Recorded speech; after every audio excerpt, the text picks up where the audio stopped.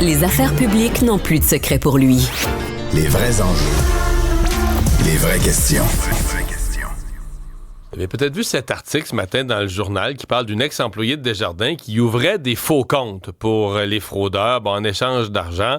Mais quand on dit ouvrait des faux comptes, c'est qu'elle ouvrait des comptes au nom d'individus qui le savent pas.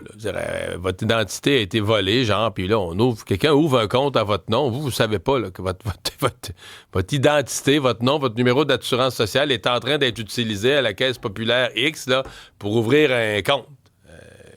Puis bon...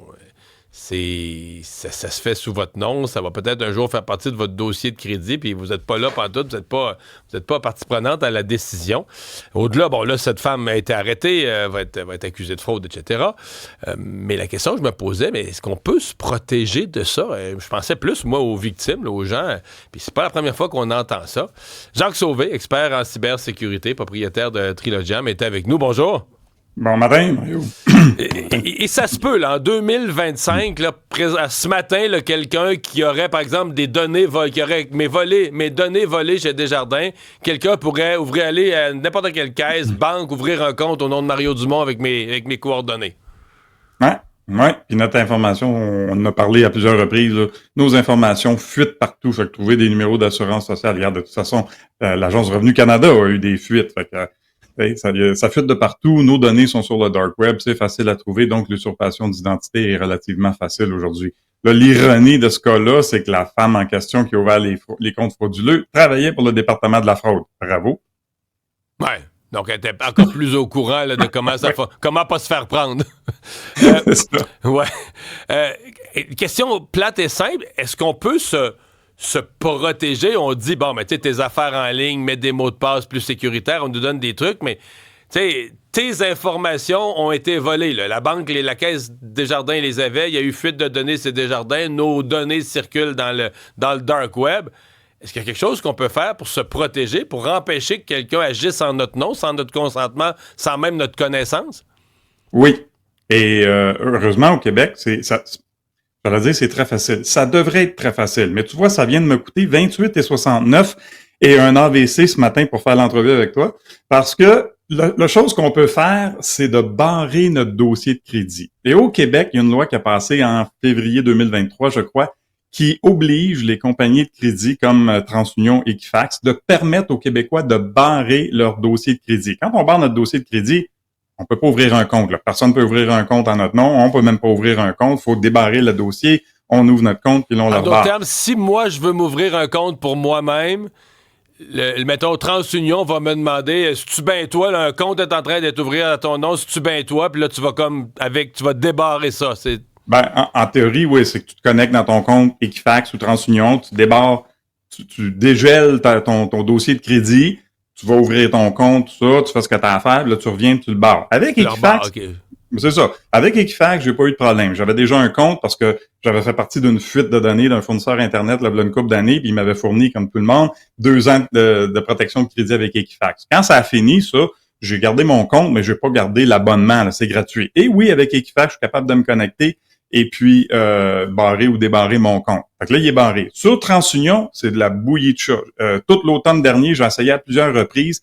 Ça fonctionnait jamais. Je serais jamais capable de créer mon compte. Moi aussi, j'ai eu des problèmes. Il y avait une erreur. Il y avait une fausse adresse où j'ai jamais habité. J'ai jamais réussi à faire corriger ça. Eux autres, ils corrigent rien. Moi, je suis même pas capable de créer mon compte. À chaque fois que j'arrivais à la 2e ou 3e étape, ça me donnait un message d'erreur. Puis j'ai essayé sur plusieurs semaines. Là. Fait que là, j'étais pour prendre cette tribune-là ce matin pour dire à TransUnion, pouvez-vous sortir les doigts du nez là, pour arranger votre application. Mais là, ce matin, j'ai réussi.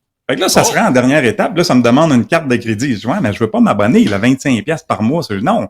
Je veux juste, j'ai le droit de faire un compte puis de débarrer de barrer mon dossier de crédit. Ben là, je mets ma carte de crédit, tout de suite, il me charge, là, avec les taxes 28,69.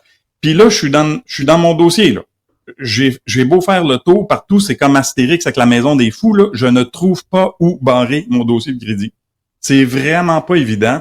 Je trouve ça déplorable de cette compagnie-là, surtout qu'on est tellement dépendant de ces compagnies de crédit-là, hein, ça a un impact significatif sur nos vies financières.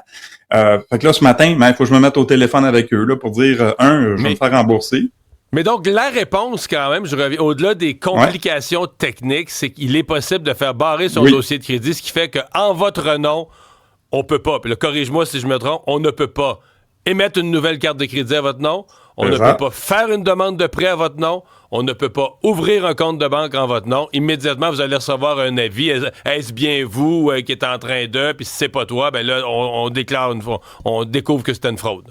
Exact. Fait que ça devrait être aussi simple que ça. Là, l'expérience me démontre que ça ne l'est pas. Mais oui, on est la seule province au Canada là, qui a cette loi-là. Le reste du Canada, si tu veux barrer ton dossier de crédit, il faut que tu t'abonnes. Fait que on peut être content là, qu'on a cette possibilité-là. Donc, quand mais on là, dit on peut le faire sans s'abonner, c'est dans le compte gratuit, dans les services gratuits d'Equifax et de TransUnion. Techniquement, on devrait pouvoir faire ça sans payer. Voilà. Avec Equifax, comme je dis, j'ai réussi. Mon compte est créé. J'ai un compte gratuit. J'ai pas d'abonnement. Puis je peux barrer et débarrer mon dossier à volonté. Avec TransUnion, j'ai pas réussi encore. Ouais. C'est bien d'avoir passé le message sur TransUnion.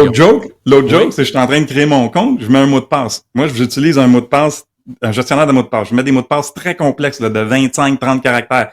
Ça crée mon compte. Je viens pour me reconnecter dedans. Ça marche plus. Alors, voyons, je génère un autre mot de passe. Je me reconnecte. Ça marche plus encore. Là, je m'aperçois qu'il y a une petite ligne qui dit faut que le mot de passe soit 8 à 15 caractères. Moi, je mets des choses de 25, puis ça le prend. Mais après ça, quand tu viens pour te reconnecter, ça fonctionne plus. Crache quand tu le ramènes. Mais c'est vrai que c'est bizarre que ce soit aussi déficient au niveau technique, informatique et autres des organisations qui sont censées protéger tout le monde, être les champions de la cybersécurité, en tout cas. Je trouve ça déplorable de leur part, honnêtement, là.